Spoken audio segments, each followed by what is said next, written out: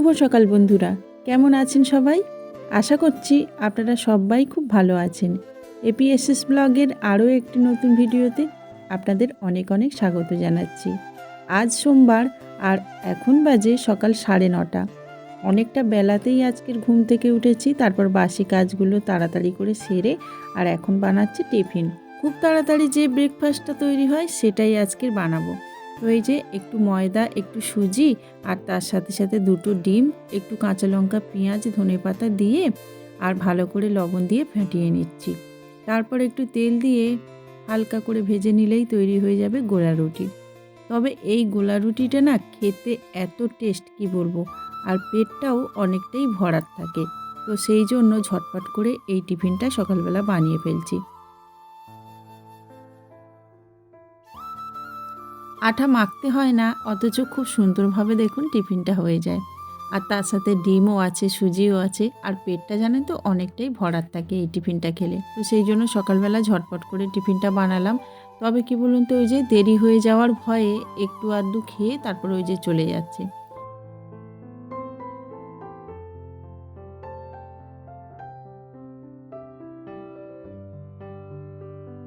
সৌম্য চলে গেছে স্কুলে, তারপরে যে আমি টিফিনগুলো সব বানিয়ে নিয়েছি আর এখন আমি সৌভিককে খেতে দেব। আর আজকে দেখুন বন্ধুরা, এতটা বেলা হয়েছে তাও যেন কুয়াশা কাটছেই না, আর ভীষণ ঠান্ডা লাগছে জানেন তো। লেপ থেকে না ওই জন্য বের হতেই ইচ্ছা হচ্ছিল না। তো যাই হোক, সেই জন্য এই যে টিফিনটা নিয়ে আর ছাদে চলে এলাম একটু রোদ্দুরে বসে খাওয়ার জন্য। যদিও দিনের বেশিরভাগ সময়টা আমি এই ছাদেই কাটাই রোদ্দুরের মধ্যে, তাও না সকালবেলা একটু যদি রোদে আসা যায় না ভীষণ ভালো লাগে। সারাদিন তো ছুটোছুটি করে এখানে ওখানে গিয়ে তারপর সমস্ত ঘরের কাজবাজ করি। তো এই খাওয়ার টাইমটা যদি একটু ধীরে সুস্থে বসে খাই না তাহলে ভীষণ ভালো লাগে। আর প্রকৃতির কোলে বসে খেতে কার না ভালো লাগে বলুন বন্ধুরা। তো যাই হোক, আমার এই টিফিন খাওয়া শেষ হয়ে গেছে, এখন অনেক কাজ আছে। তো সেই কাজগুলো সারতে হবে। আর আজকের না ছাদ বাগান নিয়ে অনেক কাজ আছে, যেগুলো করব করব করে করে করাই হচ্ছে না। মানে এই খুচখাচ কাজগুলো না বেশি সময় লাগে, তো সেই সময়টুকু পাচ্ছিলাম না। তো আজকে সেই সমস্ত কাজগুলো করব। যখন আমার ছাদ ছিল না তখন কিন্তু আমি বালতিতে, গামলাতে এভাবে করেই গাছপালা চাষ করতাম। আর সেগুলো নিচেই রাখা ছিল ওই রাস্তার ধারে ধারে। তো সেগুলোই এখন ছাদে তুলছি। আর জানেন তো, এই নিচে রাখার ফলে কি হতো, নিচে থাকলে আমি একটাও ফুল পেতাম না। খুব ভুল ভবিষ্যৎ হয়তো একটা দুটো ফুল পেতাম, বা লঙ্কা গাছ ছিল কয়েকটা, লঙ্কাও পেতাম না। তো এখন আমার ছাদ হয়েছে যখন ছাদেই তুলে দেবো, সেই জন্য আর কি ওগুলোকে নিয়ে চলে এসেছি।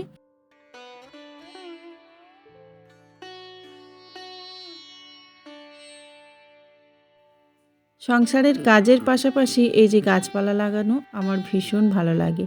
তো সেই জন্য কয়েকটা এই যে জলের ড্রামের মধ্যে বসিয়েছিলাম কয়েকটা বেগুন গাছ, আর কয়েকটা লঙ্কা গাছ, এভাবে করেই বসিয়েছি। তো এখন দেখছি খুব সুন্দরভাবে ধরে গেছে। কয়েকদিন বেশ ভালো করে জল দিয়ে ভিজিয়ে দিয়েছি গাছগুলোকে, আর এখন দেখছি খুব সুন্দর হয়েছে জানেন তো। এভাবে করে যদি ঝুলিয়ে ঝুলিয়ে কিছুটা গাছ করতে পারি তাহলে কিন্তু জায়গাটা অনেকটাই কম লাগবে। আর এই ছাদের চারপাশটা তো দেখতেই পাচ্ছেন গাছপালা একদম ভরে গেছে। গাছ মানে লাগানোর মতো জায়গাই নেই। আর যদি আমি বেশি পরিমাণে গাছ লাগাই তাহলে ছাদটাই বন্ধ হয়ে যাবে। সেই জন্য আর কি এভাবে করেই আমি গাছপালাগুলো চাষ করেছি। আর দেখুন বন্ধুরা, এটা হচ্ছে কাঁটা বেগুন গাছ। কত সুন্দর হয়েছে দেখুন। প্রত্যেকটা গাছ দেখুন খুব সুন্দর হয়েছে। এটা হচ্ছে বড় বেগুন গাছ, মানে বড় জাতের বেগুন। আর এটা একটা লঙ্কা গাছের চারা, তো ফুল ধরেছে। এই গাছটা কিন্তু আগে থেকেই লাগানো ছিল। আর কয়েকটা টমেটো গাছ দেখতে পেলেন, আর বেগুন গাছ, তো সেগুলোও কিন্তু খুব সুন্দর হয়েছে। তো চলুন এখন এই যে যে গাছগুলো নিচে হয়েছিল সেই গাছগুলো নিয়ে চলে এসেছি। এখন ওই ঝুড়ির মধ্যে বসিয়ে দেব। আর তার নিচে কিন্তু কিছু বস্তা দিতে হবে যাতে মাটিগুলো ধুয়ে না যায়। তো সেই জন্য দেখুন এই প্লাস্টিকের বস্তাগুলোকেও রেখে দিয়েছিলাম। আসলে কোনো কিছু ফেলনা নয়, ছেঁড়াখোড়া জিনিসও কাজে লাগানো যায়। যদি আপনি কাজে লাগাতে চান তাহলে কিন্তু ছেঁড়াখোড়া জিনিস, ফেলে দেওয়া জিনিস সব কিছুই কিন্তু কাজে লেগে যায়। তো আমি তো কোনো কিছুই ফেলি না বললেই চলে। তো তো যে প্লাস্টিকগুলো আসে সেগুলোও গুছিয়ে রেখে দিই। তারপর সবজির খোলা যাবতীয় জিনিস আর কি সমস্ত কিছু আমি গুছিয়ে রেখে দিই, সেগুলোকে কাজে লাগিয়ে দিই। এমনকি ভাতের ফ্যানটাকেও ফেলি না। তো সেটা নিয়ে আবার লাউ গাছের গোড়াতে দিলে না খুব সুন্দর ফলন হয়। তো সেই জন্য ওটাকে নিয়ে আবার লাউ গাছ, কুমড়ো গাছের গোড়াতেও দিয়ে দিই। তো যাই হোক বন্ধুরা, এদিকে দেখুন ওই যে একটা কর্নফ্লেক্সের কাগজ ছিল, সেটা মানে কেটে নিলাম আর এই দুই ধারে এরকমভাবে দিচ্ছি। কারণ কি জানেন, এখান থেকে যাতে মাটিগুলো ধুয়ে পড়ে না যায়। আর এভাবে করে দিলে কিন্তু অনেক দিন মাটিগুলো থাকে। তো সেই জন্যই আর কি দিয়ে দিলাম। আর প্রতিটা এরকম ঝুড়িতে কিন্তু আমি এরকমভাবেই মাটিগুলো দিয়েছি আর এরকমভাবেই আর কি গাছপালাগুলো লাগিয়েছি। তো মাটি রেডি হয়ে গেছে, এখন আমি এই গাছটাকে তুলে নিচ্ছি। আর এই গাছটা দেখতেই পাচ্ছেন একটা ভাঙা বালতির মধ্যে ছিল, বালতিটা ভেঙে গেছিলো, তাও কিন্তু বালতিটা ফেলিনি, ওখানেই কিন্তু এই জবা গাছটা বসিয়েছিলাম। বর্ষার দিকে বসিয়েছিলাম, সেই জন্য সুন্দরভাবে হয়ে গেছিলো। তো ডাল এমনিতে বর্ষাকালে দেখবেন ডাল কেটে বসালে খুব সুন্দরভাবে গাছের চারা তৈরি হয়ে যায়, তো সেরকমভাবেই বসিয়েছিলাম।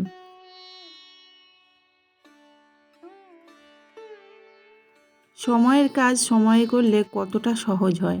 বর্ষার সময় যখন আমি ডাল কাটিং করে লাগিয়েছিলাম, তখন দেখুন প্রতিটা গাছ সুন্দরভাবে ধরে গেছে।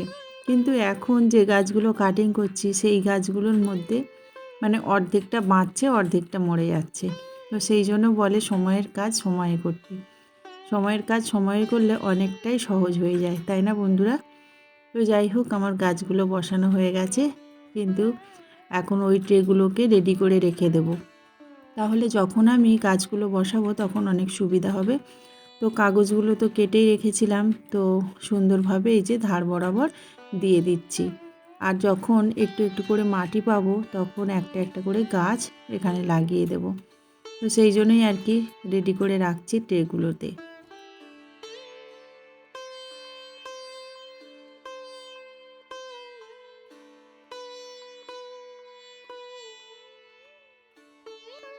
অনেক প্লাস্টিক কাগজ হয়েছে, তো সেগুলোকে দেখুন উনুনের মধ্যে রেখে দিলাম। ওগুলো জাল দিলেই পুড়ে যাবে, তবে যেখানে সেখানে ফেললে কি বলুন তো, ওগুলো নোংরা আবর্জনাই তৈরি হয়। তো যাই হোক, এই যে দেখুন এই জবা গাছটাও নিচে ছিল, তো ওটা হচ্ছে গোলাপি জবা। তো ওটাকেও আমি ছাদে এনে রেখে দিলাম। তো তারপরে দেখুন এই যে ছাদটা যেটুকু নোংরা হয়েছিল সেইটুকুই ঝাড় দিয়ে দেব। আর প্রতিদিনই তো দেখতেই পান যে ময়লা আবর্জনা হয়, আর তাছাড়া এই যে মাটি আমি তুলি তাতেই কিন্তু অনেকটা ধুলো হয়। তো সেই জন্য ভালোভাবে পরিষ্কার করলাম। আর আজকের একটা সবথেকে বড় কাজ এটাই, যেটা মনেই ছিল না, এটা করব করব ভাবছিলাম অনেক দিন ধরে। এই যে দেখুন পদ্মের চারা বসিয়েছি, মানে পদ্মের টিউব বসিয়েছি। তো সেই পদ্ম গাছে দেখুন কতটা শ্যাদলা জমে গেছে। তো মাঝে মধ্যে না ওই জলটাকে চেঞ্জ করতে হয়, সেটাই করা হচ্ছিল না। তো আজকের ভাবলাম জলটা একটু চেঞ্জ করে নিই। আর পদ্ম গাছে জল দেওয়ার সময় খুব সাবধানে কিন্তু জলগুলো দিতে হয়, যাতে মানে কাদাটা না সরে যায়। তো সেই জন্য হাতের ওপর এরকমভাবেই পদ্ম গাছে জলটাকে দিয়ে দিচ্ছি।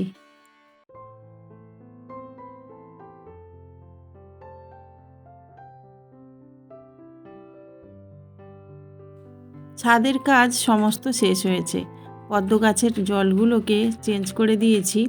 আর এই যে ছোট ছোট গাছের চারা বেরিয়েছে ওটাকে একটু জল দিয়ে ভিজিয়ে দিয়েছি। কত সুন্দর পাতা ছেড়েছে দেখুন বন্ধুরা এই গাছগুলোতে। নিজে হাতে কাটিং করেছি, এখন এই চারাগুলোকে আবার ওই গাছ মানে টবের মধ্যে লাগাতে হবে। আর ছাদটা তো নতুন করে সাজিয়েছি, ভীষণ ভালো লাগছে। তবে কি বলুন তো, ওই ছোট্ট ছোট্ট টবে আবার গাছ লাগাতে হবে, তো সেটা আর কিনে আনা হচ্ছে না। সেই জন্যই আর কি ছোট ছোট টবগুলো ফাঁকাই রয়ে গেছে। তো চলুন, অনেকটা সময় চলে গেছে, আর এখন তাড়াতাড়ি গিয়ে রান্নাবান্না করব। তবে রান্নাবান্না তেমন কিছু আজকের করতেই হয়নি, কারণ এগুলো না আগের দিনেকার তরকারি ফ্রিজের মধ্যে ছিল। তো সেই জন্য ওগুলোকে একটু গরম করে নিয়েছি, আর রান্নার মধ্যে শুধুমাত্র ভাতটা করেছি আর ডিমটা ভেজেছি। আজকের ভোগ জলটা দেবো বলে তাড়াতাড়ি করে এই যে ভোগের থালা বাসন নিয়ে ছাদেই চলে এসেছি। কারণ না এতই ঠান্ডা পড়েছে, মানে কোনো কিছু করতে গেলে যেন মনে হচ্ছে ছাদেই যাই। আর একটু রোদ্দুরে বসে বসে করি। আসলে শীতের সময় না এমনই হয় জানেন তো, শীত কাতুরে আমি এমনিতেই, গরমের সময়ও আমার কিন্তু কাঁথা লাগে, আর শীতের সময় তো খুবই ঠান্ডা লাগে। তো যাই হোক, তবে এই যে কাজের সময় আবার কিছু গায়ে দিয়ে কাজ করতে পারি না, মানে কেমন যেন লাগে, সেই জন্য আবার গায়ে দেওয়াও হয় না। তো যাই হোক, ভোগের থালা বাসনগুলো তুলে নিয়েছি। এখন চলুন গাছে কটা ফুল ফুটে আছে সেগুলোকেই তুলে নেব। আর আপনাদের দাদা না সকালবেলা পাখিদেরকে খেতে দিয়েছিল, অনেকটাই খাবার পড়ে রয়েছে দেখতে পাচ্ছি, সেই জন্য আর পাখিদেরকে আজকের খেতেই দিইনি।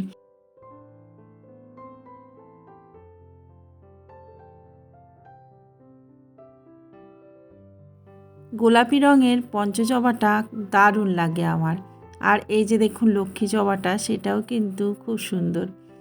আর কি বলুন তো, আজকে তেমন একটা জবা ফুল ফোটেনি, সেই জন্য কয়েকটা গাঁদা ফুলও তুলে নিয়েছি।